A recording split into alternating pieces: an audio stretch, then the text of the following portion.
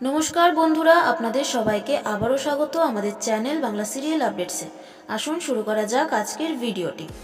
জগদ্ধাত্রী সিরিয়ালে আসছে নূতন মুখ। তবে এখন জগদ্ধাত্রীতে চলছে অনেকটাই জমজমাট পর্ব, অনেকটা উত্তেজনামূলক পর্ব চলছে জগদ্ধাত্রীতে। অনেকেই জানেন জগদ্ধাত্রী মারা গেছে, কিন্তু আবার অনেকেই জানে জগদ্ধাত্রী বেঁচে রয়েছে। জগদ্ধাত্রী গল্পের কাহিনীতে বেঁচে থাকলেও তাকে বেশি দিন দেখানো হবে না, জগদ্ধাত্রী মারা যাবে। কারণ এমনটাই শোনা যাচ্ছে, ডক্টর বলে দিয়েছে জগদ্ধাত্রী বেশি দিন বাঁচবে না, তার হাতে বেশি সময় নেই। কিন্তু জগদ্ধাত্রী বেঁচে থাকাকালীন তার মেয়েকে সবসময় রক্ষা করে চলেছে। টেলিপাড়ায় আগেই শোনা গিয়েছিল জগদ্ধাত্রীতে কিছুটা সময় এগিয়ে নিয়ে যাওয়া হবে। দর্শকের দাবিতে সেটা হয়নি, জগদ্ধাত্রী বেঁচে রয়েছে।